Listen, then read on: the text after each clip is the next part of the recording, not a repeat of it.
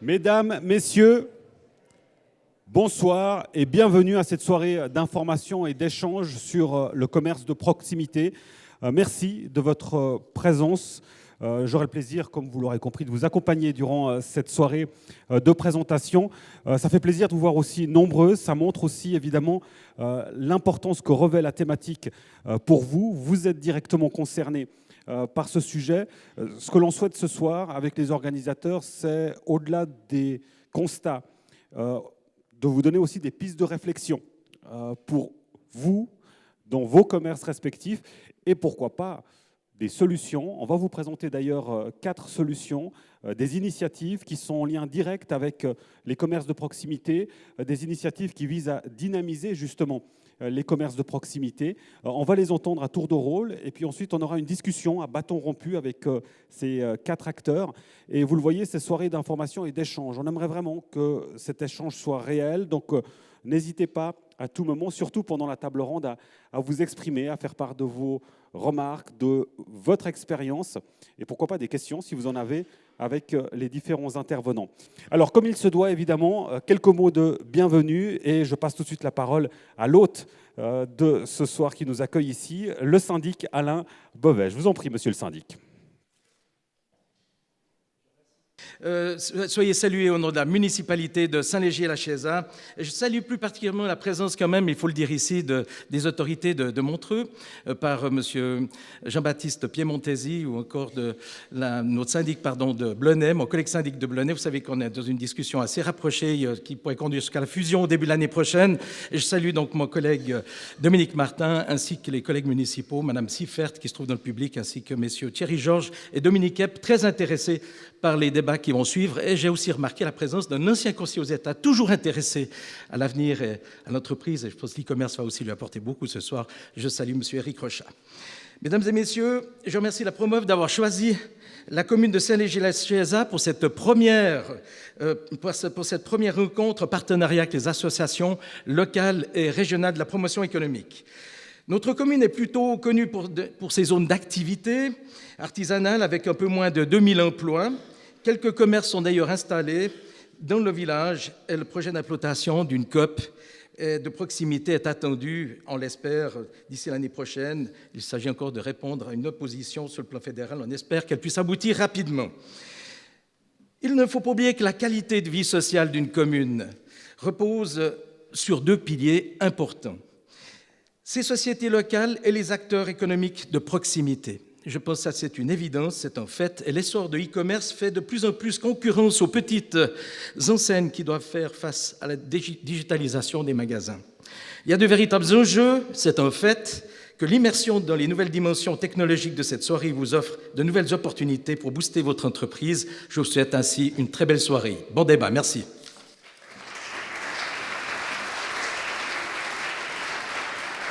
Merci beaucoup, monsieur le syndic.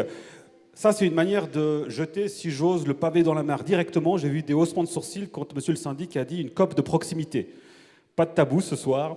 On va discuter justement, parce que je parle de la COP surtout parce que la question des supermarchés est évoquée justement dans le sondage que l'on a fait comme l'une des principales préoccupations, peut-être l'une des principales causes d'ailleurs, des difficultés. On en reparlera tout à l'heure. Je vous propose d'accueillir à présent l'un des organisateurs de cette soirée, c'est Bernard Schmitt, le directeur de Promov. Bernard, bonsoir, je vous laisse prendre le micro en charge de la promotion économique. Alors Bernard, un premier élément, déjà la promotion économique, quand on pense à promotion économique, on pense tout de suite à innovation, industrie de pointe. C'est quand même assez particulier de s'intéresser d'aussi près, d'organiser une soirée sur le commerce de proximité. Bonsoir Nasrat, merci pour l'introduction, merci pour me lancer directement dans le vif du sujet. J'y viens, une petite pause pour vous saluer tous au nom de l'ensemble des organisateurs. Ça a été dit, c'est une démarche qui rejoint toutes les associations économiques de la région ce soir. Et puis ça nous fait très plaisir de vous voir ici nombreux. Voilà, je reviens à votre demande. Promotion économique, oui, en principe. On parle beaucoup d'innovation, on parle beaucoup de technologie et d'industrie quand on évoque la promotion économique. Mais en réalité, la promotion économique, le cœur de l'enjeu, c'est les emplois. Et quand on parle d'emploi, d'une part, le commerce, lorsqu'on a additionné l'ensemble des commerces d'une région, c'est très significatif en termes d'emploi. Ça, c'est un premier élément. Et puis le deuxième élément, c'est qu'historiquement, c'est vrai qu'on s'est peu préoccupé des questions de commerce, d'une part parce qu'il y a des acteurs locaux qui le font très très bien, et d'autre part parce que justement c'était des enjeux locaux. Or aujourd'hui on voit que c'est de plus en plus des enjeux structurels, communs pour l'ensemble des acteurs, avec des grands bouleversements. On a également beaucoup discuté avec nos collègues d'autres régions du canton qui nous l'ont confirmé, qui vivent la même chose dans leur région. Le canton lui-même y réfléchit. Et voilà comment on arrive à se préoccuper, mais encore une fois, en partenariat, et c'est tous les acteurs de la région qui sont là derrière la démarche. Alors Bernard, je le disais tout à l'heure, on a fait un petit sondage. Vous avez réalisé un petit sondage. Il y a beaucoup d'études, de travaux qui sont faits, que ce soit en Suisse ou ailleurs, dans d'autres pays, sur le commerce de proximité. En quoi, finalement, votre étude se démarque des autres ? Alors, je ne sais pas si elle se démarque, j'espère en tout cas qu'elle est complémentaire. C'est vrai que nous avons régulièrement été approchés par des porteurs de projets, comme on les appelle chez nous, des gens qui ont des idées, des initiatives, des solutions. C'est très régulier, il y a un foisonnement. Et puis, ça nous a interpellés aussi sur mais quels outils on dispose pour essayer d'évaluer, de voir ce qui est pertinent. Encore une fois, on a cherché de l'info et on s'est rendu compte qu'il y a très très peu d'analyses. Il y a énormément d'informations, mais il y a très peu d'analyse, il n'y a pas de vue d'ensemble. Donc c'est ce qu'on a voulu faire, on a voulu amener une valeur ajoutée dans la démarche parce qu'on a la chance d'avoir de l'expertise à l'interne pour pouvoir le faire. Et là j'en profite pour saluer Cécile Enjolras, qui n'est pas là ce soir, que beaucoup connaissent. C'est notre collaboratrice qui s'est occupée de cette étude. Elle est absente aujourd'hui pour la meilleure des raisons puisqu'elle est en congé maternité. Donc je ne suis que le porte-parole. Pour parenthèse fermée, mais vraiment il y a eu un gros travail qui a été fait de sa part parce qu'on voulait aller analyser de manière un petit peu plus pointue ces enjeux. Alors, dans les grandes lignes, Bernard, rapidement, les résultats finalement de ce travail. Alors, dans les grandes lignes, les résultats de ce travail, j'ai quelques slides du coup à vous présenter. La première, on s'est posé la question finalement, on parle des enjeux du commerce, mais très concrètement, pour beaucoup, c'est les difficultés auxquelles le commerce de proximité fait face. Donc, quels sont ces enjeux ? Vous avez, pour les commerçants qui sont dans la salle ici ce soir, répondu à un sondage. Je crois que Nasrat, vous y reviendrez tout à l'heure. Mais on a voulu vraiment identifier de manière large quels étaient ces grands éléments. Le premier, évidemment, c'est le commerce en ligne. Le commerce en ligne avec différents impacts. L'accessibilité à l'information en tout temps de la part des clients, la facilité d'achat, il faut bien le dire, il suffit de cliquer, la livraison potentiellement, la possibilité de comparer très facilement. Et puis un élément essentiel par rapport à cette dimension du commerce en ligne, c'est le fait que c'est un domaine qui est vraiment dominé par des acteurs avec de très gros moyens. Et là, il y a un élément clé par rapport à cette dimension du commerce en ligne. Deuxième élément qu'on a identifié, donc une raison sur laquelle on voulait revenir, c'est le tourisme d'achat et transfrontalier. On met les deux ensemble. D'abord, évidemment, c'est l'impact monétaire. On en a beaucoup parlé ces dernières années. La mobilité croissante, les habitudes ont changé, les gens bougent beaucoup plus. La démocratisation des voyages en est un exemple. Et puis, il y a une certaine euphorie des vacances. Très concrètement, aujourd'hui, il y a une part significative du budget achat de tout un chacun qui est dépensé à l'étranger, indépendamment des personnes qui font des achats transfrontaliers, juste au niveau du tourisme d'achat. C'est quelque chose qui n'existait pas ou peu il y a encore 15 ou 20 ans de cela, où la majorité de ce budget partait localement. Ça, c'est deux raisons qui touchent vraiment à l'attitude et aux possibilités offertes aux clients. Après, on a deux autres grandes raisons qu'on a identifiées qui sont plus structurelles. La première, c'est la pression sur les prix. Pression sur les prix, alors les commerçants ont toujours connu ça, ce n'est pas quelque chose de nouveau, mais c'est clair que ça s'est accentué. La globalisation des chaînes de production et de logistique, d'une part, qui permet notamment à ces grands acteurs qu'on évoquait tout à l'heure d'exercer une pression absolument démentielle sur les prix. La concentration d'enseignes qui s'est également opérée, qui s'est probablement accélérée sous le fait de cette pression. Je pense que notamment les détaillants magasins de sport peuvent en témoigner. Et puis, la mise à contribution du client. L'exemple, il y a des entreprises qui sont passées maîtres dans cette tactique-là. Le maître en l'absolu, c'est Ikea. Lorsque vous avez Ikea qui vend une commode dans son catalogue et vous avez un commerçant local qui vend une commode dans son catalogue, ben, il y en a un des deux qui vend une pile de bois en réalité, qui ne vend pas une commode. Mais quand on a fait l'acte d'achat, on compare le prix de deux commodes. Mais le client est mis à contribution et du coup, le commerce local se retrouve également sous pression par rapport à ses prix. Et puis la quatrième raison qu'on a identifiée dans ces grandes catégories, là aussi structurelle, c'est le pendant de la première, c'est des charges en hausse. pression sur le marché de l'immobilier, avec des hausses de loyers qui affectent les commerçants, qui sont extrêmement compliqués pour certains à assumer. Des nouveaux coûts de communication. Alors je suis certain qu'on va beaucoup parler ce soir de communication, et c'est un enjeu, c'est incontournable. Aujourd'hui, on ne peut plus se permettre de ne pas en faire, mais ça a un coût. Et c'est un coût nouveau, en tout cas bien plus important que ce qui pouvait être le cas il y a quelques années. On peut citer aussi les horaires élargis. Alors, à chacun ses choix respectivement, il peut y avoir des grandes différences d'une commune à l'autre, mais toujours est-il que potentiellement, c'est aussi une source de charges en hausse.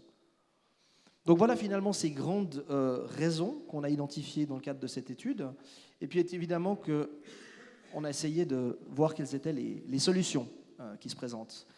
Et on a fait un travail de benchmarking. On s'est renseigné auprès de tous nos partenaires, les associations des autres régions du canton, le canton lui-même, les associations commerçantes. Faites-nous remonter toutes ces multiples sollicitations que vous avez reçues d'acteurs qui viennent vous proposer la solution.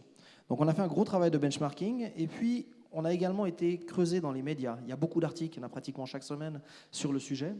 Et là, on a constaté une première chose, c'est qu'il y a une confusion qu'on retrouve tout le temps entre le commerce de proximité et les commerces de proximité.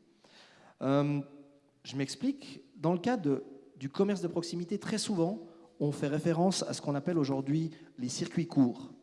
Donc le circuit court, c'est la possibilité pour le producteur, typiquement paysan maraîcher, de vendre son produit directement au consommateur. Ça peut être pertinent dans certaines régions, ça l'est certainement dans certaines localités. Est-ce que ça l'est dans tous les centres urbains? Et puis quel est le but qu'on recherche? Donc là, on est plutôt dans le commerce de proximité. Encore une fois, c'est des objectifs et des enjeux qui sont différents. On parle beaucoup de durabilité à l'heure actuelle. Alors il y a plusieurs dimensions. Évidemment que réduire l'impact écologique du transport, c'est de la durabilité, mais qu'assurer de l'emploi de proximité aussi. Un très bon exemple de ceci, parce qu'on a beaucoup eu de communication dans les médias là-dessus, c'est les épiceries automatisées. Alors une épicerie automatisée dans un village, dans une ville où on est en situation de pratiquement mort du tissu commercial, ça peut être très pertinent si c'est lié à d'autres initiatives, par exemple café, bistrot ou poste, malheureusement, ou des choses comme ça, d'essayer de ramener du monde. Maintenant, la même épicerie complètement automatisée à l'entrée d'une rue commerçante n'aurait certainement pas le même effet, et puis on doit avoir une lecture différenciée à ce niveau-là. Donc concrètement, on se rend compte qu'il y a une multitude d'idées, une multitude d'acteurs, et donc la question qu'on s'est posée, c'est comment faire le choix. Et surtout, comment aider les commerçants à se poser des questions. On a identifié quelques axes de différenciation. Le premier concerne l'impact final, je l'ai dit. Voilà. Oups là. Mes slides ne sont pas dans le bon ordre, c'est pas grave. Le premier concerne les pistes d'action. Différentes pistes d'action. On a 3 typologies d'initiatives qu'on distingue clairement. La première, c'est des initiatives qui touchent au modèle d'affaires du commerçant, respectivement à son offre de produits. C'est quelque chose que le commerçant tout seul doit ou peut faire pour adapter, lui, son modèle d'affaires. Au niveau du produit, c'est assez évident. Si on prend un exemple extrême, celui qui vendait des CD, des compact disques il y a 10 ans, aujourd'hui, par nécessité, s'il existe toujours, c'est qu'il a changé son offre de produits. Donc c'est déjà simplement cette attitude de je dois suivre l'attente du marché. Donc ça, c'est quelque chose que chaque commerçant fait, et c'est bien naturel.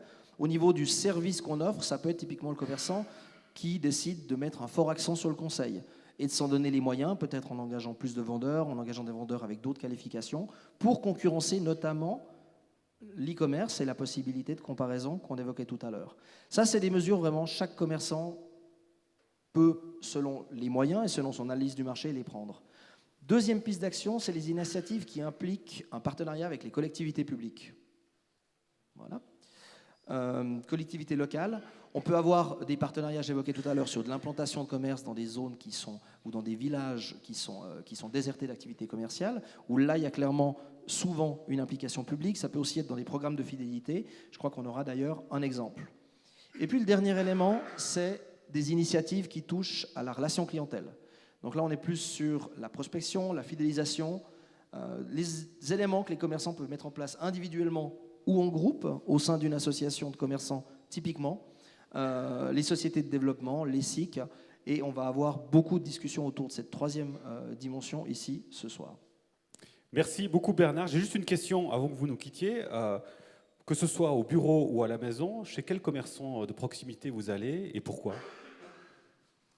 Elle n'était pas prévue, cette question. Je crois que le commerçant de proximité auquel je devrais être actionnaire, en fait, c'est le livreur de pizza qui est juste à côté du bureau, en fait. Question Tout à pratique. fait honnête. C'est pour les soirées qui durent trop long et où on est régulièrement en train de les zapper et de les mettre à contribution. Et depuis peu que Cholet-Bernard, je confirme, il travaille beaucoup. Beaucoup trop, d'ailleurs. Merci beaucoup. Et Il m'en restait une. il vous en reste une, effectivement. Allez-y. Il m'en restait une. Je voulais juste revenir sur un élément, c'est ces axes de différenciation. On a évoqué l'impact final. Est-ce qu'on cible le commerce de proximité, les circuits courts ou la revitalisation? Le deuxième élément, c'est quel est le périmètre cible de cette initiative? On constate qu'il y a des initiatives et des projets qui sont spécifiquement dédiés à un secteur d'activité, typiquement l'alimentation, d'autres qui ciblent tous les secteurs d'activité. Le troisième élément, c'est est-ce que c'est digital ou physique? Parce que oui, il y a encore des initiatives physiques et c'est nécessaire. Le digital vient en aucun cas remplacer des initiatives physiques, c'est complémentaire. Et le troisième élément, c'est quel est l'objectif poursuivi? Encore une fois, est-ce que c'est la fidélisation de la clientèle? Est-ce que c'est de la communication, de la promotion du commerce ou du centre-ville?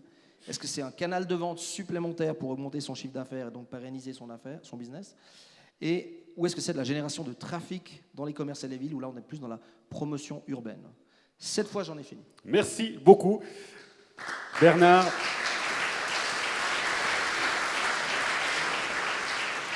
Bernard Schmitt, merci infiniment. On rappellera que donc, le travail est en cours et qui sera finalisé dans quelques temps, effectivement, pour avoir tous les résultats. On y reviendra d'ailleurs sur les résultats probants du sondage tout à l'heure. Je vous disais en début de présentation, on vous présente différentes initiatives, des pistes de réflexion. Il y en a 4. Chacun de ces acteurs vont se présenter leurs solutions. Et la première de ces solutions, eh bien, c'est celle qui va apparaître ici. C'est Freddy Zampa qui va nous rejoindre, qui a créé YouPack, qui va arriver, je l'appelle juste à venir avec moi sur scène et à lui donner la petite télécommande pour les slides. Et je vous laisse la parole. De quoi s'agit-il, YouPack? Prenez le micro, je vous en prie. Bonsoir tout le monde. Merci pour l'invitation et merci de nous donner l'opportunité de vous présenter YouPack. YouPack, qu'est-ce que c'est? YouPack, on fait simplement les courses pour vous. Alors vous allez me dire, on en a parlé tout à l'heure, il y a des gros acteurs du marché qui le font avec des très gros moyens. On n'est pas un gros acteur, on est un acteur local, même très local, vu qu'on est basé à Saint-Légier. Et on essaye de faire ce que font les gros, mais à notre échelle.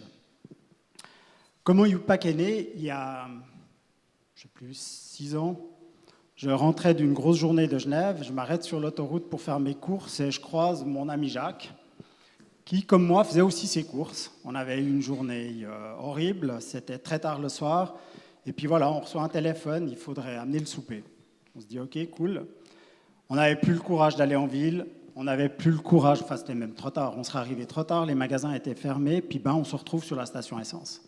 On se retrouve sur la station essence, on regarde nos caddies, puis on se dit, cool, ce soir, ça va être bon. Puis en fait, voilà, on est rentré à la maison, on a mangé ce qu'on avait, on a cuisiné. Puis quelques semaines plus tard, on se recroise devant une feuille blanche, puis on se dit, on venait du monde de multinational, puis on se dit, voilà, il y a quelques semaines, on s'est retrouvés, on était coincés, on ne savait pas comment faire, on aurait voulu avoir la bonne viande, le bon fromage, le bon pain, et puis on s'est retrouvés avec ce qu'on a trouvé sur le chemin entre notre lieu de travail et puis notre domicile. Puis on a dit, et si on pouvait mettre en ligne tous ces commerces des villes, tous ces commerces des villages, afin de pouvoir créer, comme sur le shop ou comme sur Copetome, un panier, mais un panier qui sort vraiment des commerces locaux, donc vraiment un panier de proximité. Et ce soir-là, YouPack était né, et on allait commencer en fait l'aventure. Donc comme j'ai dit, notre but c'est de faire les courses pour le consommateur final, de pouvoir créer un panier, mais basé sur les produits que vous trouvez dans votre ville ou dans votre village. Le but, c'est vraiment d'avoir une offre propre à la ville et non pas une offre qui est globalisée ou qui est généralisée et que vous retrouvez en fait dans chaque ville. Le but, c'est vraiment de retrouver, pour le consommateur final, le boucher de sa ville Donc s'il est à Vevey, il trouvera les 3, 4, 5 bouchers de la ville de Vevey. Puis s'il est à Lausanne, il aura l'offre lausannoise. Comment ça fonctionne? C'est très simple. Vous arrivez sur YouPack, vous sélectionnez la ville dans laquelle vous souhaitez faire vos courses, vous retrouvez la liste des commerçants, vous passez d'un commerce à l'autre, vous avez tous les produits, l'offre du commerçant, vous mettez tout ça dans votre panier et puis vous allez simplement ensuite choisir le mode de retrait. Soit vous souhaitez retirer vos courses rassemblées en un seul endroit sur un point collecte, ou bien vous les faites livrer à domicile. Une fois que vous avez fait ça, la plateforme va tout gérer et tout le service logistique qu'apporte YouPack va s'occuper en fait de faire les courses pour vous et puis de vous les déposer ou de les livrer à l'endroit que vous avez souhaité. Si on rentre rapidement dans les détails, ce qu'on fait, c'est qu'à ce moment-là, dès le moment où vous avez validé votre carte, vous avez validé votre paiement, enfin vous avez réservé votre paiement, on va distribuer les commandes aux différents commerçants. Donc chaque commerçant va recevoir ce qui le concerne. Il va préparer la marchandise, il va la débiter, la couper à la minute, il va préparer, étiqueter le paquet, puis ensuite les paquets vont être récoltés par un transporteur local qui lui va s'occuper de passer dans chaque magasin, de rassembler en fait votre panier final et puis d'aller le déposer soit devant votre porte, à votre domicile ou dans un point collecte. Vous me direz, c'est simple pour le consommateur final. Maintenant, comment ça se passe si vous êtes en fait un commerçant? Quels avantages vous avez à adhérer à une plateforme qu'on appelle multimarchand plutôt que de créer votre propre site, de créer votre propre marché en ligne? C'est assez simple. Si vous vous réunissez sur une plateforme multimarchand, vous allez donner l'opportunité aux consommateurs de pouvoir faire un panier global. Si vous avez votre propre plateforme puis que vous vendez juste votre pain ou juste votre viande ou juste votre fromage, il va faire quoi le consommateur? Il va se loguer chez le boucher, puis il va pouvoir commander sa viande. Est-ce qu'il se la fait livrer à domicile? Est-ce qu'il peut la récupérer dans un point collecte? Il ne sait pas, mais enfin, il va pouvoir faire sa commande, il va peut-être la réserver. Mais il devra certainement aller dans le magasin pour la récupérer. Si vous êtes sur une plateforme multimarchand, le consommateur il va pouvoir mettre tout dans un seul panier. Donc YouPack vous apporte d'une part la digitalisation de votre commerce clé en main, on fait tout pour vous. Donc on arrive, on ouvre votre magasin, on fait vos photos, on vous met en ligne. Il n'y a rien qui est, laissé. On vous prend en main de A à Z parce qu'on sait pertinemment que votre métier, c'est de travailler le pain, c'est de travailler la viande, c'est de travailler vos légumes et ce n'est pas de faire des photos et de mettre en ligne et de créer en fait votre commerce en ligne.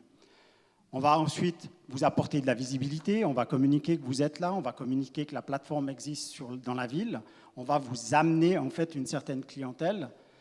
Vous allez de cette manière aussi pouvoir répondre à toutes ces plateformes qui ont été citées tout à l'heure, qui sont directes du producteur au consommateur. Une plateforme et il y a des gros Zurichois qui arrivent sur le marché, une plateforme de ce genre, elle fait quoi? Elle va prendre chez le producteur, puis en fait, elle bypass complètement votre magasin. Donc vous allez vous retrouver avec de la viande qui est certainement très bonne, que vous pouvez retrouver. Peut-être vous êtes aussi un revendeur de ce fameux producteur. Mais voilà, si lui, il vend en direct, c'est toutes des ventes que vous n'allez pas faire. Donc sur YouPack, on ne fonctionne pas comme ça.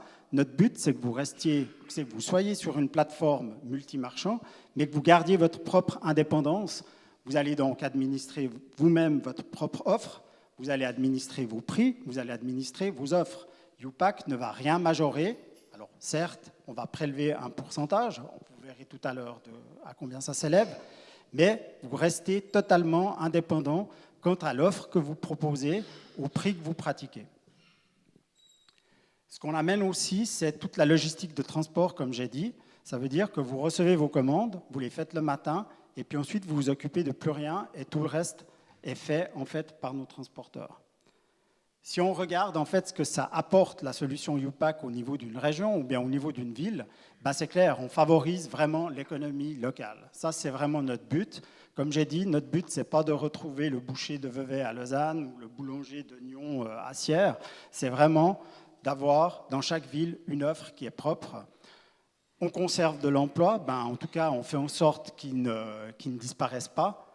Et puis, on maintient aussi, de par votre présence dans les villes, on maintient aussi un sentiment de sécurité. On fait en sorte que les villes restent agréables et que ça ne soit pas juste des villes avec, comme on le citait tout à l'heure, une boutique sans commerçant, quoi.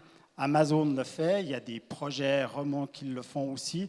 Est-ce que c'est ça qu'on veut? Nous, ce n'est pas ce qu'on souhaite. Ce qu'on souhaite, c'est que les villes restent animées et puis qu'on puisse toujours avoir du plaisir à y aller. Comme je disais, on a longuement travaillé au niveau de la tarification. Ça nous a pris de nombreux mois, je pourrais même dire des années, jusqu'à ce qu'on réussisse à trouver le bon moyen. Chez nous, c'est simple. On a 3 prix de mise en service, 400, 600, 900 francs. La mise en service, ça correspond à ce que je vous ai dit tout à l'heure. On vient vers vous, on fait les photos, on prend les photos que vous avez, on vous crée votre boutique en ligne, on vous fait clé en main. Et puis ensuite, une fois que c'est prêt, on vous donne les clés du back-end et vous pouvez ensuite, après, administrer. Et puis ensuite, bien entendu, on prélève un pourcentage sur le chiffre d'affaires que vous allez générer. La première partie, c'est en gros le risque que vous allez prendre d'adhérer sur la plateforme YouPack. Puis ensuite, il n'y a pas de location mensuelle, il n'y a rien du tout. Si vous avez des ventes, on prélève un pourcentage sur ces ventes. Si vous n'avez pas de ventes, vous avez dépensé la mise en service. Ce qu'il faut savoir, c'est que sur ces 12%, vous allez dire « Ouais, les gars, ils vont faire plein de chiffres d'affaires puis ils se mettent 12% dans la poche. » En fait, on ne se met pas vraiment 12% dans la poche. Sur les 12%, il y a pratiquement déjà 2%, c'est des frais de carte. Donc ces frais de carte sont assurés par nous, on ne vous les refacture pas. Et puis, il y a en tout cas 6% qui sont assurés, qui sont aussi redonnés au transporteur local. Parce que, bien entendu, de venir chercher la marchandise dans votre commerce, d'aller la déposer dans un point collecte ou d'aller la livrer à domicile, c'est un service qui se paye. Et notre politique, c'est de payer correctement les gens. Donc voilà, ces 6% qu'on prélève, qui font partie des 12, 6% sont redistribués aux transporteurs. Ensuite, si vous êtes un consommateur, alors si vous habitez Vevey, vous avez encore la chance d'avoir la gratuité du service, en tout cas jusqu'au 15 octobre.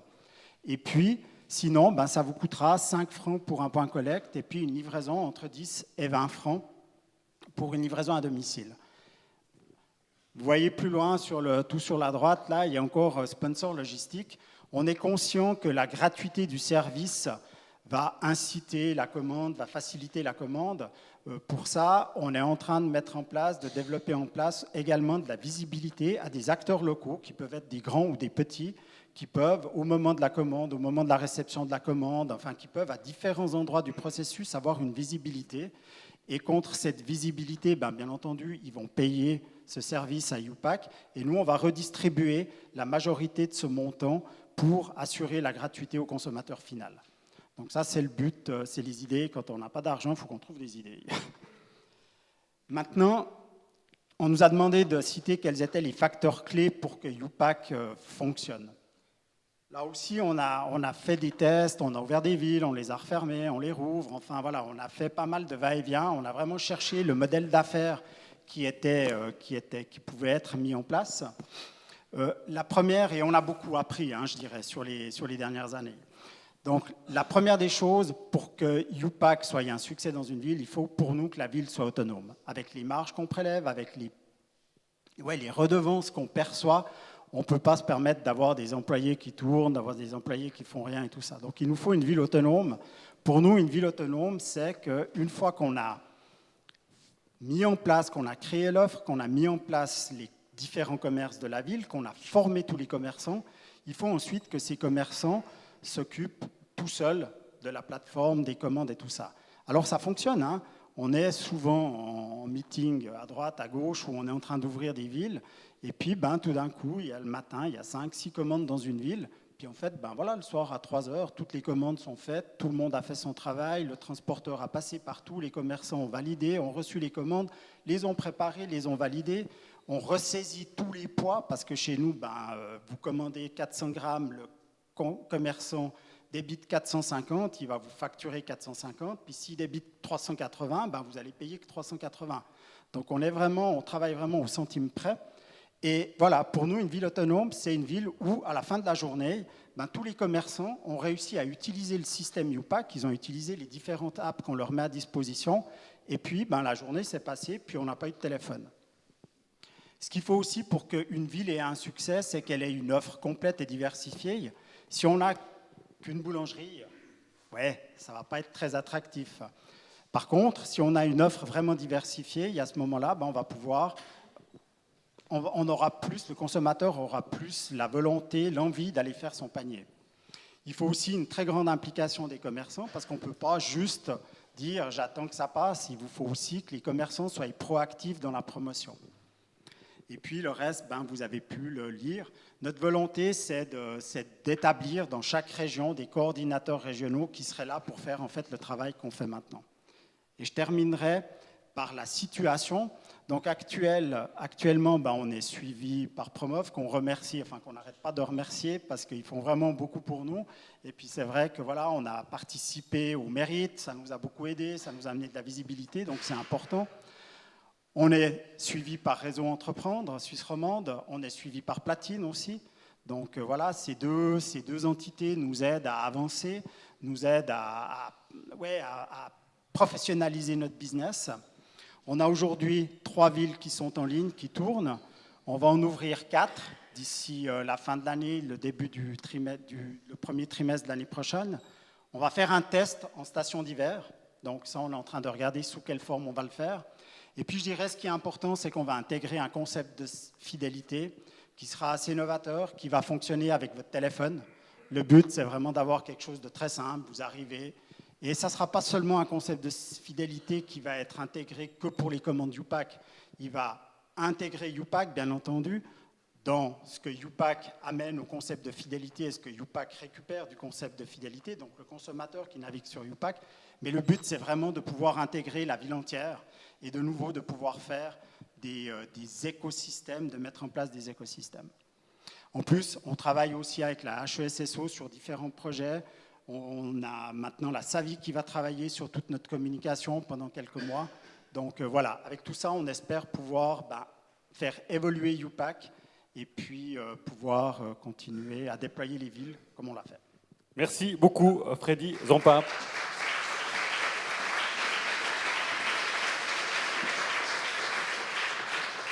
Merci pour cette présentation. On vous retrouvera tout à l'heure à la table ronde avec votre cofondateur Jacques Gobet. C'était la première des 4 initiatives que l'on vous présente ce soir.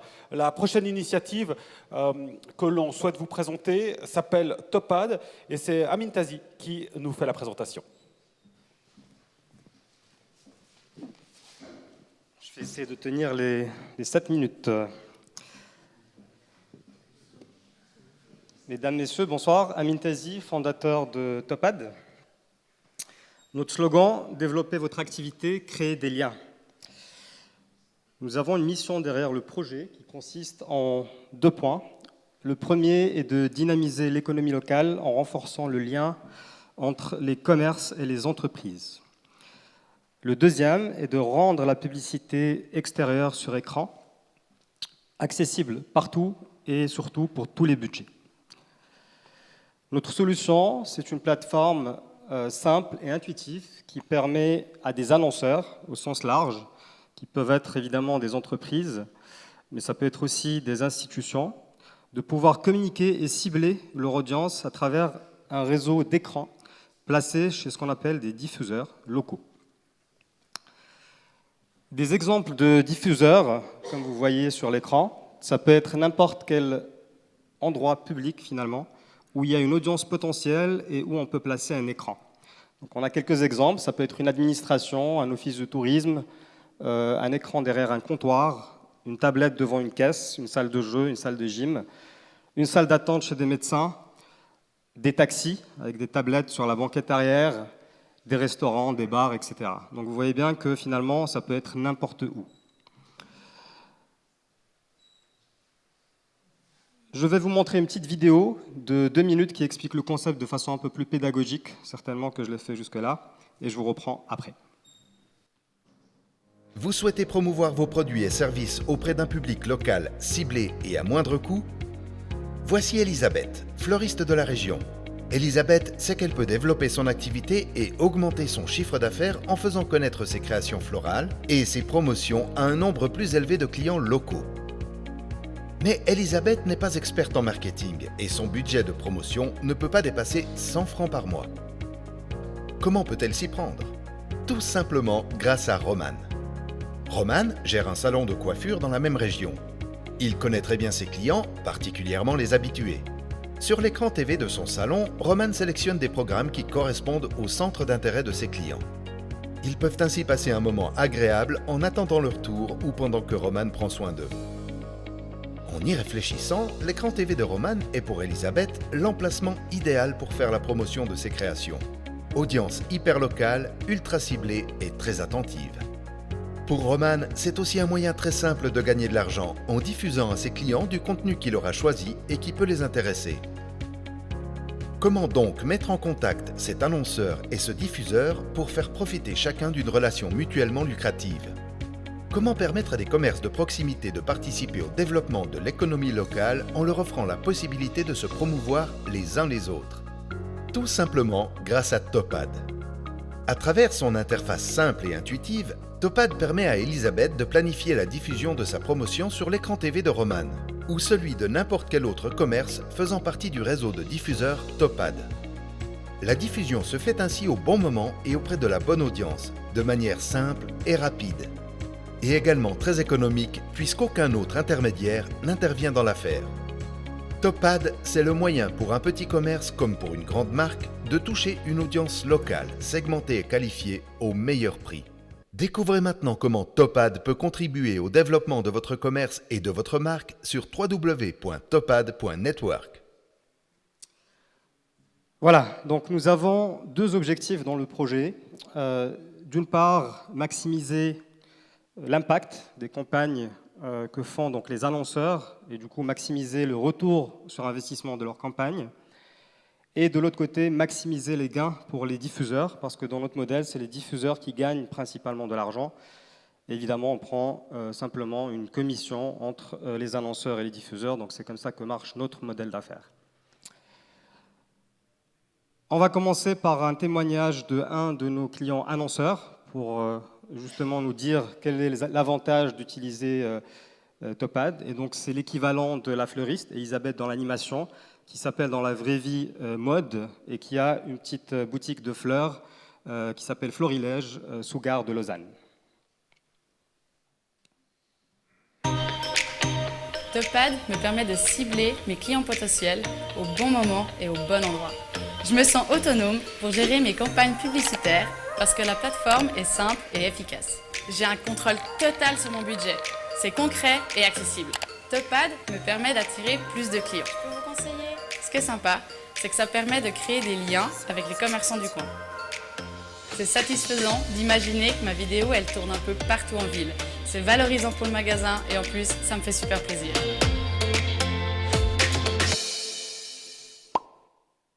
Voilà, donc les avantages pour Mode comme annonceur, c'est qu'elle peut cibler ses clients potentiels au bon moment et au bon endroit. Justement, c'est instantané, on va le voir tout à l'heure.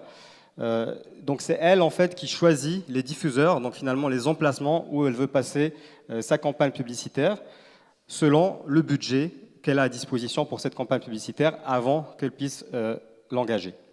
La publicité est diffusée instantanément sous réserve d'acceptation des diffuseurs, on va y revenir après.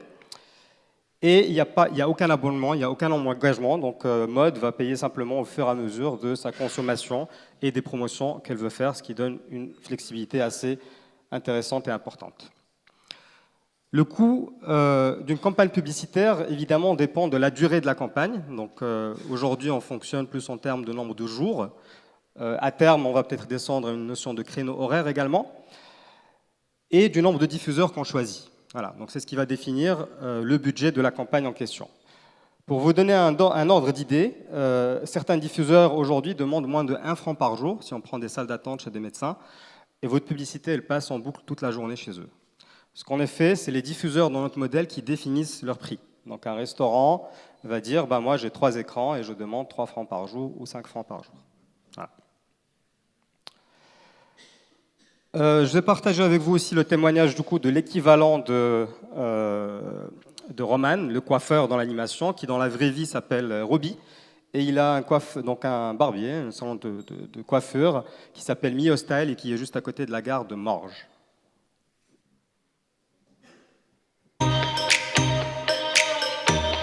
En acceptant les publicités des autres commerces que je choisis, je gagne de l'argent et en même temps je fais vivre l'économie de mon quartier et de ma ville.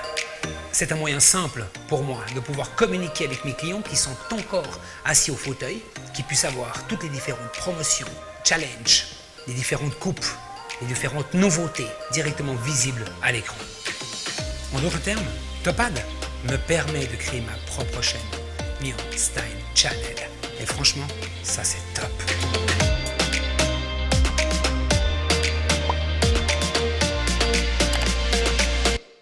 Voilà, donc les avantages pour Roby comme diffuseur, c'est qu'il va pouvoir offrir du contenu utile à ses clients et qui peut les intéresser. Donc quand on dit contenu utile, c'est au sens large. Parce que notre volonté, ce n'est pas d'avoir non plus des écrans où il n'y a que de la publicité qui passe, mais aussi du contenu informationnel qui est utile pour les clients et donc pour les citoyens. La raison pour laquelle on fait des partenariats avec ce qu'on appelle des fournisseurs de contenu, ça peut être des journaux locaux de la région, ça peut être l'Office du tourisme, ça peut être des organismes comme la police pour la prévention ou des choses comme ça. Ça peut être aussi du contenu de divertissement que le diffuseur va pouvoir sélectionner en fonction du centre d'intérêt de sa clientèle. Il va pouvoir aussi passer ses propres promotions, parce que qu'y a-t-il de mieux de communiquer avec vos clients alors qu'ils sont physiquement encore dans votre établissement, dans la mesure où il va créer ses campagnes publicitaires de façon illimitée et c'est gratuit. Donc jusque-là, comme disait Roby dans le témoignage, il va pouvoir créer sa propre chaîne de télévision en sélectionnant des programmes et en créant ses propres campagnes publicitaires. Et puis il va pouvoir donc gagner de l'argent en acceptant les publicités des autres commerces qu'il choisit, parce qu'il a le droit de regard, d'accepter ou de refuser une promotion, et selon un prix que lui, il définit. Et donc, évidemment, en ayant le contrôle sur ce qui passe sur son écran, il va pouvoir prévisualiser en quelques clics sur l'application et dire s'il accepte une promotion, une campagne publicitaire ou s'il la rejette. Alors, combien ça coûte pour un diffuseur ? Finalement, ça ne coûte rien parce que ça rapporte. Donc, à part, évidemment, l'investissement initial d'un écran, donc nous ne fournissons pas les écrans, donc il faut simplement acheter un écran qui, aujourd'hui, coûte moins d'une centaine de francs. Mais par contre, ça rapporte. Donc, dans notre modèle, 80% du revenu publicitaire, si l'argent est réutilisé dans le réseau, donc un restaurant par exemple, ou même Roby, donc si on reste dans le même exemple du coiffeur, il va être diffuseur, donc il va gagner de l'argent en diffusant la publicité des autres commerces. Cet argent, il peut le réutiliser dans la plateforme pour faire la promotion de son propre commerce dans le réseau. Et 56% du revenu publicitaire si l'argent est encaissé sur son compte bancaire. Donc ça devient vraiment une source de revenus supplémentaires. S'il a un bon emplacement, il a beaucoup d'annonceurs, pourquoi pas, ça peut être vraiment une source de revenus qu'il peut encaisser pour payer d'autres charges ou partir en vacances s'il le souhaite. Nous avons également un programme de tandem pour les diffuseurs, donc c'est quelque chose de nouveau, mais que j'ai mis un clin d'œil ici. Donc nous considérons les diffuseurs comme vraiment des partenaires, donc le but c'est pas de gagner de l'argent sur eux, mais plutôt avec eux. Donc on propose un programme de tandem dans la mesure où on paye un abonnement forfaitaire, et puis on a un certain nombre de points de diffusion à disposition qu'on va choisir, et donc c'est un consentement mutuel, où on va pouvoir faire notre diffusion chez ce tandem, et lui aussi, et c'est illimité, et c'est forfaitaire. Donc c'est quelque chose qui est très intéressant et qui est disponible uniquement pour les diffuseurs. Voilà, donc je pense avoir tenu les 7 minutes, j'espère. Merci pour votre attention. Toutes les informations sont sur notre site internet. Nous sommes à disposition. J'ai mes collègues Denis Givel, Angelo Mellon qui sont là pendant l'apéro pour répondre à vos questions. Et également un petit formulaire si vous voulez laisser vos coordonnées pour qu'on puisse prendre contact avec vous et aller de l'avant. Merci beaucoup, Amine Tawazi.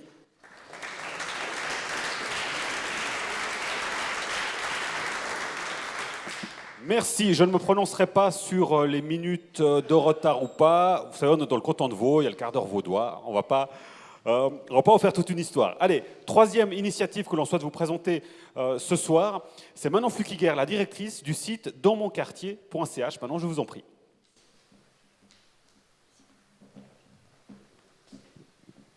Bonsoir à tous, merci beaucoup Monsieur Latif, merci à Promove de nous avoir proposé de venir présenter dans mon quartier.ch ici à Saint-Léger. Tout d'abord, je me permets une petite rectification. Je ne suis plus directrice, mais responsable marketing et clientèle. Nous sommes actuellement en pleine restructuration, donc c'est pour ça qu'on est en plein changement. Voilà, mais le changement, ça a du bon. Donc, dans monquartier.ch, qu'est-ce que c'est? C'est avant tout une plateforme qui a été créée via une initiative privée et jurassienne, je tiens à le préciser. J'ai traversé la Suisse pour venir vous voir ce soir. Et puis simplement, donc, elle a été très soutenue par le canton, les communes, ainsi que les associations locales de commerce. Donc c'est vraiment quelque chose qui a été très accepté dans la région, notamment avec, du point de vue du commerçant. Ensuite, donc, le but étant ici de proposer un nouvel outil pour le commerçant, donc d'un point de vue communication et d'un point de vue vente. Donc, on a vraiment le but finalement de faire face au tourisme d'achat et aux sites de vente en ligne, les grands sites comme Zalando finalement qui font beaucoup d'ombre aux sites de boutiques, aux boutiques finalement qui vendent des vêtements. Voilà. Donc, notre prestation, notre site internet, nous avons 2 propositions. Donc, nous avons les ventes flash qui, pour vous faire un rapide aperçu, correspondent plus ou moins à coca.ch, sauf uniquement avec les commerçants de la région. On a des commerçants, des artisans et des prestataires de services. Le but étant de proposer une offre avec un prix intéressant sur une durée déterminée et en quantité limitée. Premier arrivé, premier servi. Nous avons ensuite la partie commerce qui là se rapproche de Zalando, mais toujours avec des commerçants et prestataires de la région. On met un point d'honneur à mettre justement nos boutiques en avant et puis de leur permettre finalement de gérer eux-mêmes ce qu'ils mettent en ligne. Si vous décidez, vous pouvez mettre toutes vos boutiques ou alors seulement certains produits, certains services.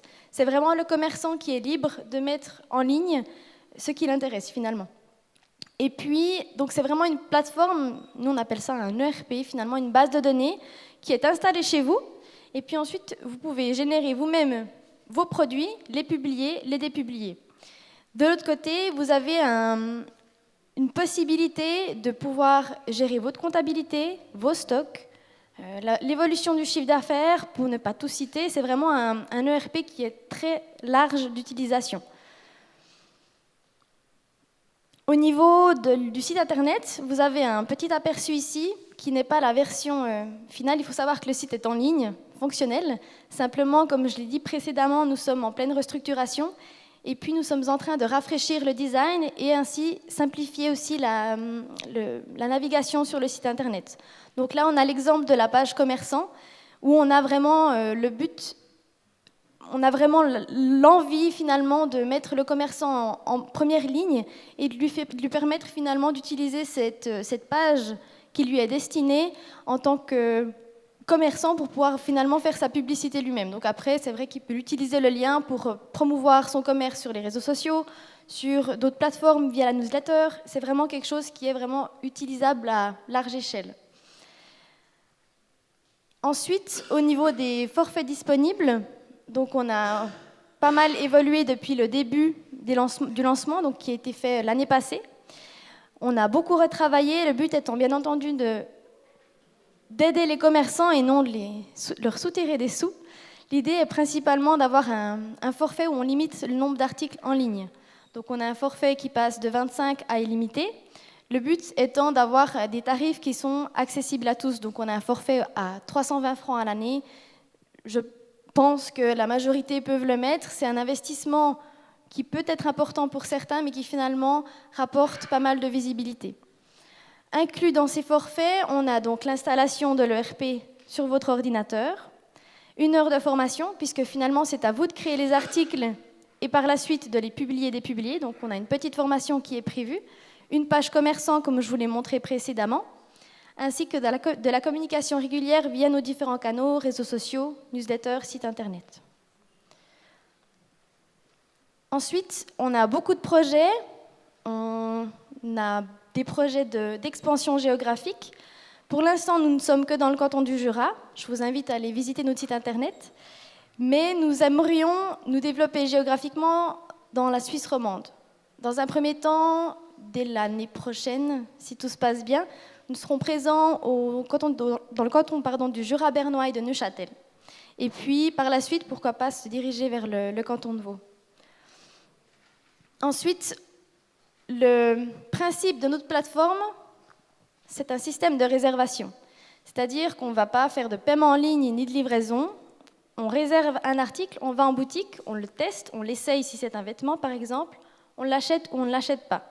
Le client reste libre jusqu'à la fin et le commerçant a de la visite en boutique. Ce qu'on a remarqué régulièrement, c'est qu'on réserve, je prends l'exemple des vêtements, un pull via notre site internet, on va en boutique, on l'essaye, on fait le tour de la boutique et on repart avec 5 articles. Donc c'est le but recherché, c'est vraiment finalement de faire entrer le client dans la boutique pour permettre ensuite au commerçant de faire son travail, de conseiller et de vendre un maximum. Voilà. Donc je parlais de paiement en ligne et livraison. Finalement, on a fait quelques sondages, c'est un besoin, une demande vis-à-vis du consommateur. Le consommateur actuel, ce qu'il veut, c'est tout et tout de suite. Donc voilà. Après, on ne veut pas péjorer le commerçant et lui imposer cela. Donc on a pour but finalement de dire, si un commerçant veut mettre le paiement en ligne, veut proposer la livraison, il le proposera. Si un commerçant veut que le paiement se fasse en boutique et que le retrait se fasse également en boutique, ce sera également possible. Une application, bien évidemment. Il faut savoir qu'actuellement, le site internet est responsive, c'est-à-dire qu'il s'adapte à tous vos écrans, smartphone, tablette, écran d'ordinateur. Avec une application, ça nous permettra de toucher un plus large public et ainsi de permettre l'accès à un plus grand nombre de personnes à notre plateforme. Il faut savoir qu'actuellement, on a principalement des produits sur notre plateforme, on a également des services, mais simplement, on ne peut pas réserver une plage horaire. On a comme projet de développement de pouvoir dire « je veux réserver mon rendez-vous chez le coiffeur demain matin à 9h ». Alors bien sûr, ce sera un agenda qui sera jumelé avec l'agenda du coiffeur, mais ça permettra de réserver également des services. Le but étant ici de pouvoir proposer la plateforme aux prestataires de services, aux boutiques ainsi qu'aux artisans. La réservation de services, donc je viens de l'aborder. Marketing par mailing, ici on veut éviter l'intrusion agressive chez le consommateur. Le but étant finalement de faire un rappel du style bonjour, ça fait longtemps qu'on ne vous a pas vu sur notre site internet, venez faire un tour, on a plein de nouveautés. Ou alors de finalement permettre une sorte de rappel qui dit vous aviez demandé si on avait des pantalons en cuir, on n'en avait pas, mais maintenant, venez, on a tout ce qu'il vous faut, venez profiter de nos offres, venez visiter notre e-commerce et faire un tour chez les commerçants de la région. Donc c'est vraiment éviter les choses qui sont intrusives et qui ont une connotation négative finalement, et vraiment de faire un marketing doux. Au niveau des facteurs clés de succès, donc là je vais parler au nom dans mon quartier Pensée-H, ça ne s'adapte pas à toutes les structures, c'est d'être à l'écoute du commerçant. On a remarqué en lançant la plateforme que finalement, on avait beaucoup de manquements. C'est-à-dire que chaque commerçant a sa manière de travailler, a des besoins en termes de façon de travailler, en termes de tickets, en termes de... Certains doivent rendre des rapports aux marques avec lesquelles elles travaillent. Donc on devait pouvoir générer ce genre de produits finalement pour le commerçant. Donc on a été énormément à l'écoute, on l'est toujours. On veut qu'ils nous donnent, qu'ils nous informent des besoins qu'ils ont pour qu'on puisse finalement faire du développement et puis adapter la plateforme aux commerçants. Ce n'est pas le commerçant qui doit s'adapter à la plateforme. Une plateforme simple d'utilisation et un design attractif. Donc ici, c'est exactement ce que je vous disais tout à l'heure. On est en plein rafraîchissement du site internet. Donc c'est vraiment quelque chose qu'on met en avant. Moi, personnellement, si je me balade sur un site internet qui visuellement n'est pas agréable, si je ne trouve pas facilement les informations, si je dois faire 15 000 clics avant d'arriver à l'information que je cherche, je pars assez facilement du site internet. Donc c'est important que ce soit finalement facile d'utilisation et que le design soit attractif. Ensuite, une diversité importante. Il faut savoir que dans mon quartier Pensée-H, on n'a pas un seul domaine d'activité. Je vous ai parlé de la mode, des vêtements, j'ai parlé de Zalando. Je parle de ce que je connais. Mais on a également de l'électroménager, on a des affaires de sport, des croquettes pour animaux. Donc notre but est vraiment de finalement diversifier au maximum notre offre et de proposer énormément de domaines d'activité. Ensuite, pour terminer, donc des produits mis à jour régulièrement. Ici, je parle plutôt du travail du commerçant. Bien entendu, c'est lui qui met en ligne, c'est lui qui met les informations de stock, le prix. Nous, on n'a aucun regard là-dessus. Et puis, simplement, il faut que les choses soient à jour. Si un consommateur va sur le site, réserve un article et que finalement, il n'est plus disponible parce que le commerçant s'est trompé dans le stock, l'image du site internet et du commerçant n'est pas très positive. Donc, c'est aussi un travail qui doit être fait par le commerçant. Pour terminer, bilan de l'utilisation. Donc, Comme je vous l'ai dit au début, on a beaucoup d'intérêt vis-à-vis des commerçants et des consommateurs, à savoir qu'actuellement, la consommation se dirige gentiment vers une consommation locale, du moins au Jura, mais je ne pense pas que ce soit un domaine à part. Et puis, on a aussi un intérêt porté des commerçants de vouloir finalement trouver un nouvel outil, pouvoir se démarquer et augmenter sa notoriété et son chiffre d'affaires. Donc, on a vraiment un intérêt poussé des deux côtés. Et puis, au niveau de l'utilisation, donc, je vous l'ai dit au départ, on a dû pas mal faire d'adaptations pour le commerçant, notamment simplifier la mise en ligne des articles. Donc, il y avait la création d'articles qui prenait beaucoup de temps. On sait que les commerçants, les prestataires de services, ils ont beaucoup de choses à faire pour la gestion de leur boutique et ça ne doit pas leur prendre des jours et des jours de mettre en ligne des articles. Donc, on a pris en compte ces remarques, on a simplifié pour que ça leur prenne moins de temps et que ce soit plus simple. Du point de vue consommateur, c'est qu'on n'a pas assez de commerçants, malheureusement. Il faut savoir que, étant seul au début du lancement, je ne peux pas être au four et au moulin. Donc, malheureusement, les démarchages étaient malheureusement peu nombreux. Et puis, une autre remarque, c'était justement que le paiement en ligne n'était pas présent. Donc, c'est pour ça qu'on veut aussi faire ces démarches et puis améliorer notre site Internet par rapport au retour qu'on a des commerçants et des consommateurs. Voilà. Merci beaucoup, Manon Flukiger.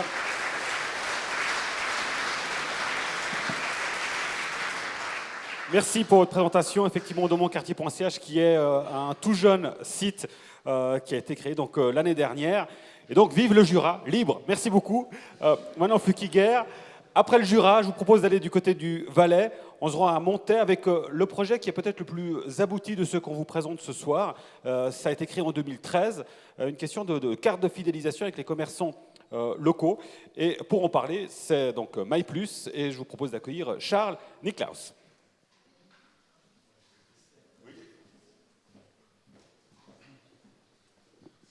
Mesdames, Messieurs, bonsoir. Merci de nous accueillir ici en ce beau pays de Vaud. Hein, c'est ça. Alors effectivement, comme l'a dit monsieur, nous venons du Valais de Montaix. Et c'est là que je représente en fait la société Arcom, qui est la société des artisans et commerçants de la ville de Montaix, dont je suis le président.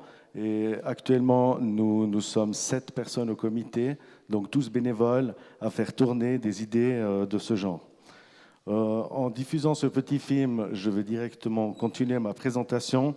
Donc en fait, l'idée, c'était d'avoir créé une carte MyPlus, que j'en ai dans la poche, qui sont sous cette forme très pratique. Et en fait, c'est une carte qui permet aux consommateurs de visiter plusieurs commerces et ainsi de pouvoir consommer et récolter des points de fidélité qu'il aura obtenus auprès de différents commerces qu'il visite. Donc notre initiative, c'était de trouver une solution pour fédérer les commerçants de la place de Montaix, qui compte actuellement 180 membres, la société, dont 40 ont fait le pas de s'intéresser à ce système. Et c'est un système qui aujourd'hui fonctionne très bien. Donc nous avons aussi eu l'idée d'avoir un système qui permet de fidéliser le client. Fidéliser, c'est quoi ?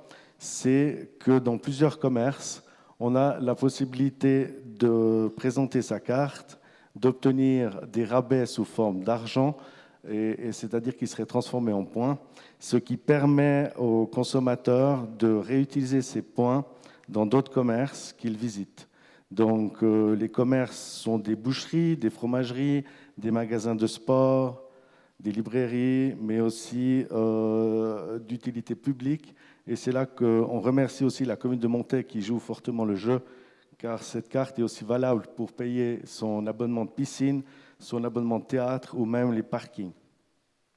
L'avantage de cette carte MyPlus, c'est effectivement qu'on crée un réseau entre commerçants. Et ça, je pense que c'est important de l'avoir.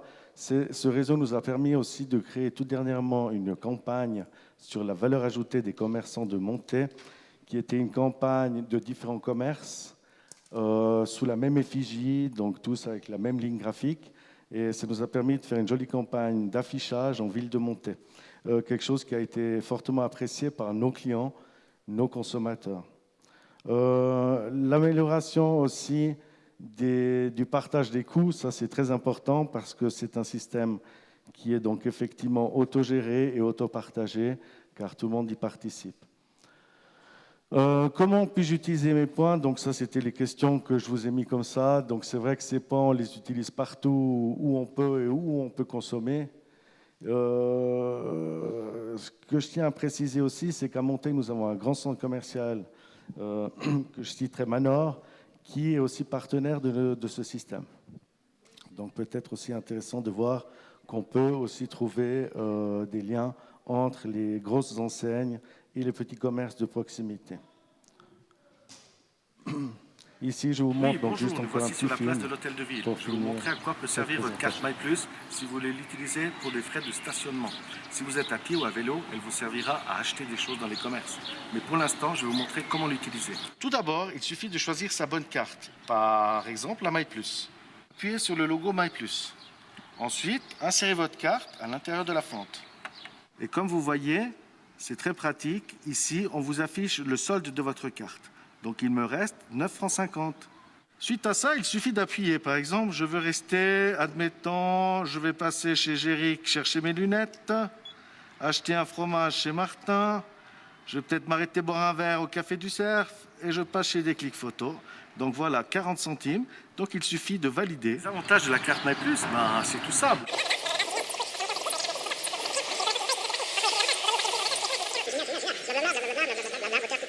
L'inconvénient de la carte, tiens, peut-être elle est en plastique, donc pas recyclable. Une fois payé avec la carte MyPlus, je prends mon ticket que je place derrière mon pare-brise, pas plus con qu'un autre. La carte MyPlus, ça vaut la peine. Et voilà, je terminerai ma présentation comme ça. Je pense qu'on sera tout à l'heure ici présent.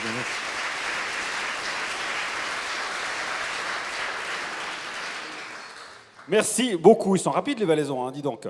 C'est parfait. On a rattrapé un bout. Ah, c'est l'apéro, c'est pour ça. Magnifique. Merci infiniment pour ces présentations. Alors, une précision peut-être importante. L'idée de vous présenter ces initiatives, ce n'est pas forcément de faire la promotion de ces différents outils, mais c'était vraiment d'avoir une diversité, de vous montrer la diversité des solutions qui peuvent exister. La première solution qu'on a vue avec UPAC, l'idée c'est d'amener les commerçants vers les clients. Avec Topad, on avait la question évidemment de la communication, un vecteur de communication qui peut être intéressant. Dans mon quartier Pensée H, c'est plus l'idée d'amener les clients auprès des commerçants et des centres-villes. Et puis MyPlus, bien sûr, c'est la question de la fidélisation. Alors avant de débuter la table ronde, on en discutait déjà en début de présentation avec Bernard Schmitt sur ce sondage qui a été effectué, ce travail qui a été mené auprès des commerçants, auprès de vous. Alors qu'est-ce qu'il en ressort? On va prendre vraiment les grandes lignes. Vous avez d'ailleurs un petit feuillet qui vous a été remis à l'entrée. Il y a deux questions principales qui ont été posées dans le cadre de ce sondage. La première question était de savoir, selon vous, quelle est la principale cause des difficultés rencontrées actuellement par le commerce de proximité. Alors, sans grande surprise, et d'ailleurs les présentations qui ont été faites ici l'ont bien démontré aussi, puisqu'elles répondent à cette problématique, ou en tout cas à cette inquiétude, c'est la montée en puissance de l'e-commerce. Ça, c'est vraiment la cause numéro 1 qui est évoquée à travers ce sondage. La deuxième cause, et c'est les deux causes principales qui ressortent essentiellement, ça a été évoqué aussi, mais plus brièvement, la question des centres commerciaux. Et on le voit dans beaucoup de communes. On peut citer par exemple Nyon. Dernièrement, on a voté à Nyon, d'ailleurs, sur l'horaire prolongé des magasins qui a été refusé. On peut citer Yverdon-les-Bains, où il y a une force d'attraction des centres commerciaux, Sinisson pour Nyon, en Chalandre pour Yverdon-les-Bains. Et on sent que ça, c'est vraiment un impact très important sur les commerçants du centre-ville. Voilà, ça, c'est les deux principales raisons. La question numéro 1. La question numéro 2, c'était du coup de s'intéresser à ce qui a été mis en place. Quelles initiatives avez-vous mises en pratique et avec quels résultats? Alors là aussi, c'est intéressant. Dans ce qui ne vous satisfait pas, et clairement pas, c'est ce qui ressort de la plus grande insatisfaction, ce sont les annuaires, en particulier les annuaires physiques. Bon, on peut mettre en lien aussi d'ailleurs avec la montée de l'e-commerce. Évidemment, le numérique prend de plus en plus de place. En revanche, à l'autre bout du spectre, ce dont vous êtes manifestement le plus satisfait en termes de mesures qui ont été mises en place, c'est le site web. Alors, on ne parle pas de site web e-commerce, on parle de site web vitrine pour montrer vos activités, montrer éventuellement la gamme de produits que vous avez. Très grande satisfaction aussi, les réseaux sociaux, l'utilisation des réseaux sociaux. Et autre grande satisfaction aussi qui est relevée, c'est tout ce qui est carte de fidélisation. Alors, dans ce cadre-là, on ne parlait pas de carte de fidélisation en commun et en réseau, comme on l'a avec MyPlus, mais carte de fidélisation propre à votre propre commerce. Et je soulignerai aussi, on va peut-être l'évoquer d'ailleurs tout à l'heure avec nos intervenants, la question des campagnes publicitaires numériques, les fameux AdWords ou les campagnes sur les réseaux sociaux. Là, il y a des résultats très mitigés. Certains d'entre vous l'ont essayé, beaucoup ont été déçus. On va peut-être essayer de comprendre pourquoi et comment on peut améliorer ça. Alors, il y a bien sûr des solutions qui ont été proposées, comme les différents intervenants nous l'ont montré. Voilà, pour vraiment dans les grandes lignes, on l'a compris, les résultats plus détaillés seront transmis en temps voulu. Maintenant, je vais demander aux intervenants de me rejoindre autour de la scène pour pouvoir avoir cette discussion ensemble. Venez seulement. Je vous en prie. Je vous laisse prendre les micros.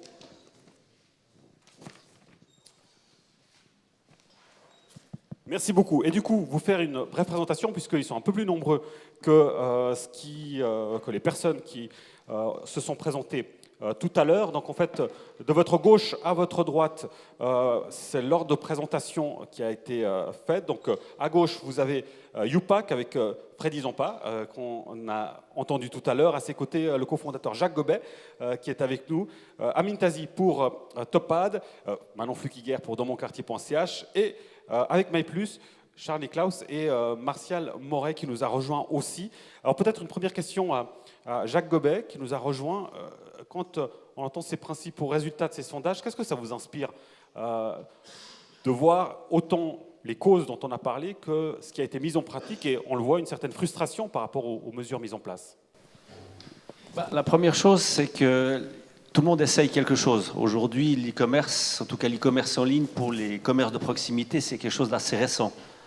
Nous, on le voit, on a déparé dans l'idée, c'était il y a quelques années, on n'était pas à ce qu'on était aujourd'hui. Et si on pense à l'e-commerce en ligne aujourd'hui pour les métiers de proximité, en tout cas métiers de bouche, on est à 2%. Par rapport au monde qui nous entoure, on est vraiment tout au début. Donc on peut qu'encourager les commerçants à essayer des choses, à s'intéresser à des suggestions, que ce soit les nôtres ou les autres. Mais surtout, je crois que ça a été dit un petit peu partout, l'e-commerce, c'est pas parce qu'on a un site internet, un site vitrine et surtout un site de vente que ça tombe tout seul. C'est pas, on n'achète pas des ventes. Le commerçant, c'est comme à la fête des vignerons, il y a eu des commerçants, et j'ai même quelqu'un de la salle qui m'a partagé une jolie histoire. Il y a beau avoir 40 000 personnes qui passent devant vous, si vous faites rien, il se passe rien. Et c'est qu'au moment où vous allez animer votre site, faire des promotions, parler de vous, essayer de relayer des infos, et là vous aurez de l'attention. Alors justement, sur la question de la promotion avec MyPlus, comment ça s'est passé concrètement? Parce que la force de MyPlus, on le comprend bien, c'est le réseau de fidélisation qui est mis en place, mais avant ça, il fallait communiquer là-dessus. Dans quelle mesure est-ce que le numérique, Internet, a joué un rôle dans l'acceptation finalement de votre carte de fidélité, ou peut-être finalement ça a eu un impact assez modeste sur le résultat? Martial Moret. Oui, bonsoir. En fait, on a un petit peu occulté la place d'une plateforme qui gère ses points de fidélité, puis qui donne aussi la possibilité aux commerçants de faire leur propre page, leur propre promotion. Après, c'est vrai que moi j'ai pas mal d'expérience dans le e-commerce puisque c'est mon corps de métier. C'est vrai que c'est très compliqué et assez onéreux de mettre en place un site e-commerce. Et puis on a toujours cette difficulté des gros acteurs qui, eux, mangent tout, font des prix de fou. Et puis c'est assez difficile de lutter là contre. Et puis, disons, entre guillemets, notre force, c'est justement de s'unir et puis, disons, d'essayer de tirer tous à la même corde et puis de partager le client, ce qui n'est pas toujours évident de partager son client. Surtout avec un gros acteur, vous avez cité Manor par exemple. Ça n'a pas été compliqué au début de convaincre les petits commerçants? Effectivement, il y avait pas mal de je m'excuse pour le mot, mais de réticence, disons, à intégrer Manor. Après analyse aussi, c'est qu'on avait des cartes des cartes bons cadeaux, et puis les acteurs, disons, des groupes, des industries ou des artisans, offrent des points, ou bien par exemple on a eu la Réfézen où ils ont offert des cadeaux sous forme de points, et puis on remarque souvent ces bons cadeaux sont dépensés dans les gros magasins, enfin surtout ce Manor, mais globalement avec ce qui nous apporte en certaine notoriété vis-à-vis de la commune par exemple, on s'y retrouve totalement en fait. Et puis aussi, ce qu'on a remarqué, nous, avec la carte MyPlus, c'est que, en fait, la personne qui collecte des points, en général, les redépense dans le même commerce, en général. Et après, il dépense dans différents services. Donc, ce que vous nous dites, c'est que s'il a des points chez un fleuriste, généralement, il va réutiliser ses points chez le fleuriste et pas chez Manor. Assez souvent, oui. Et puis disons, les cafés ou des choses comme ça. On a remarqué que c'était rare qu'ils collectionnaient des points pour pouvoir aller les dépenser dans les grands magasins, pour les achats de fin de Noël, à Noël ou des choses comme ça. Alors, je l'ai dit en début de présentation, n'hésitez pas d'ailleurs, dès ce moment-là, si vous souhaitez réagir, poser vos questions, faire part de votre expérience, si, pourquoi pas, des propos vous font hausser les sourcils, voilà, faites-le nous savoir, en tout cas je le verrai, mais exprimez-vous aussi, c'est avec grand plaisir parce qu'on veut avoir cet échange-là évidemment, donc n'hésitez pas. Manon Flukiger, de votre point de vue, alors on a dit, de monquartier.ch, c'est assez récent, ça a été lancé l'année dernière, avec un regard critique, pas de tabou, on l'a dit ce soir, la réaction des commerçants quand vous allez les voir, c'est quoi? Est-ce qu'ils sont plutôt emballés, sceptiques? Quelle est la première réaction? La première réaction, c'est que les commerçants veulent que ça change, ils voient que ça ne va pas, ils veulent que ça change. Mais on arrive avec une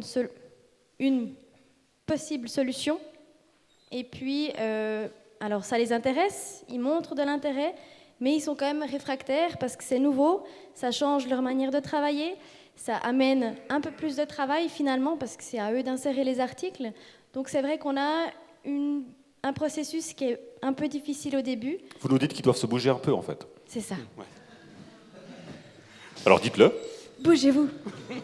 Simplement, après, c'est vrai que je sais que gérer une boutique, être prestataire de service, on a déjà beaucoup de travail à faire pour la gestion finalement de son gagne-pain, et puis que ça amène quelque chose en plus, mais finalement, c'est un petit plus pour un grand plus derrière. Finalement, c'est ce que disait, je ne sais plus quel prestataire, mais avec un site e-commerce pour soi, pour sa boutique, ça a un impact, c'est vrai, mais un site e-commerce où finalement on retrouve beaucoup de choses, au niveau du consommateur, ça a plus d'intérêt. Bon, ça c'est un élément à Mintazi aussi qui on peut aisément comprendre parce que les petits commerçants généralement, c'est l'histoire d'une vie, c'est aussi parfois et souvent une histoire familiale. On a la tête dans le guidon, on fait des heures pas possibles. Comment on peut amener ce déclic d'après vous pour qu'ils relèvent juste la tête? Comment vous faites concrètement quand vous allez les voir?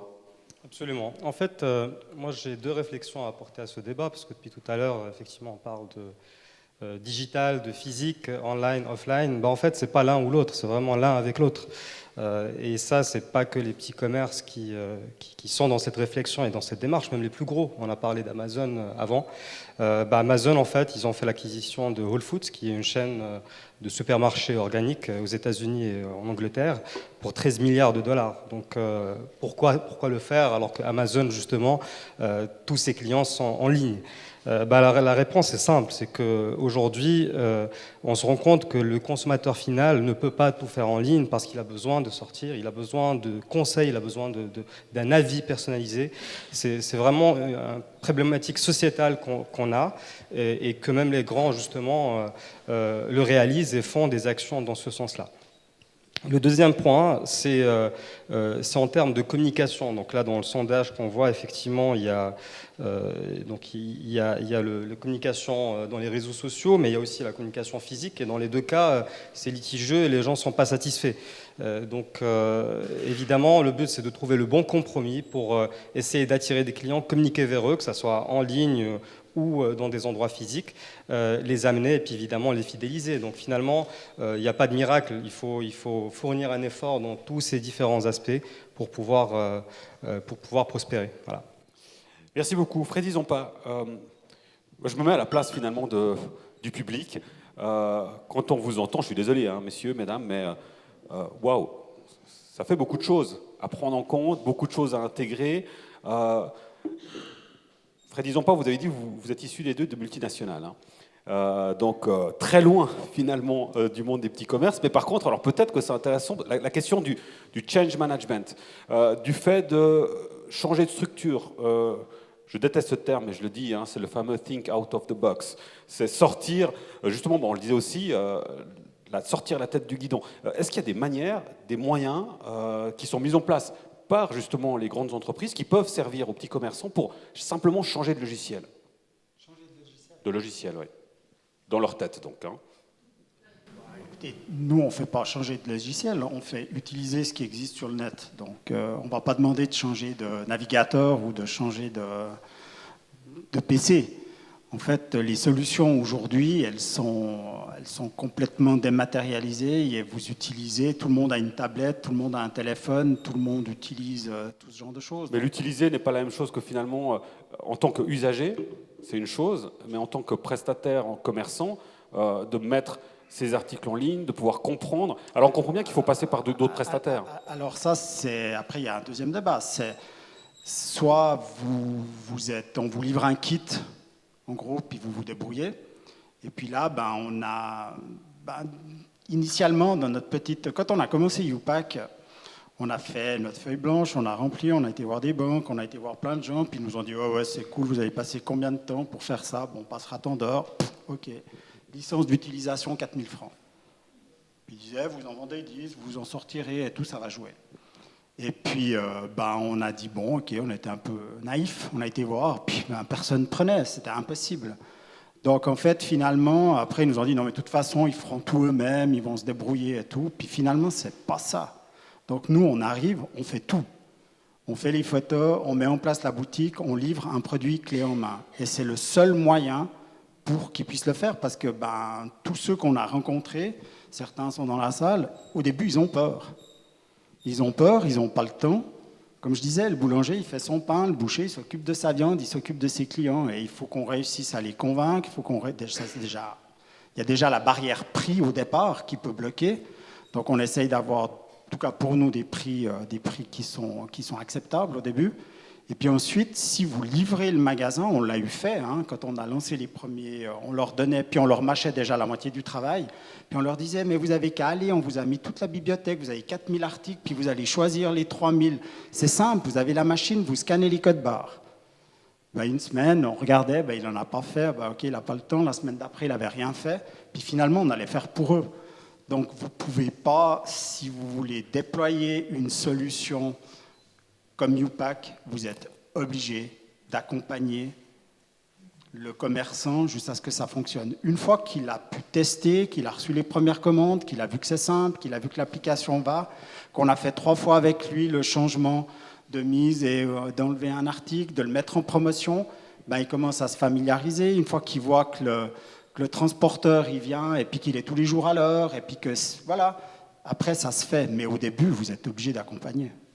Chacun son job, hein, finalement, c'est ce que vous nous dites. Alors, j'ouvre la discussion. Est-ce qu'il y a quelqu'un qui souhaite s'exprimer, poser une question à nos intervenants, nous faire part de votre expérience? Généralement, il faut encourager la lance et puis après, les autres suivent. Qui se lance? Décidément, les commerçants sont très timides, beaucoup plus que je ne le pensais. Mais écoutez, c'est pas grave, hein, on va poursuivre, mais n'hésitez pas vraiment à réagir. Et puis évidemment, je sais que c'est beaucoup plus simple de le faire aussi en face à face, directement, avec les intervenants qui sont là. Charles Niklaus, il y a quelque chose que vous avez dit tout à l'heure qui m'a interpellé, et c'est d'autant plus important qu'on a ici évidemment des commerçants, des représentants des milieux économiques, mais aussi des politiciens. Monsieur le syndic, l'ex-conseiller aux États, enfin voilà, et d'autres syndics qui sont aussi présents. Et vous avez dit l'importance qu'a joué, dans le cadre de MyPlus, les collectivités publiques. Ça a été une impulsion primordiale, importante? Oui, alors c'est vrai que je ne l'ai peut-être pas assez mentionné, mais c'est vrai que la commune de Montaix a été fortement derrière et nous a aidés aussi à monter le projet, hein, parce qu'on a dû créer l'infrastructure.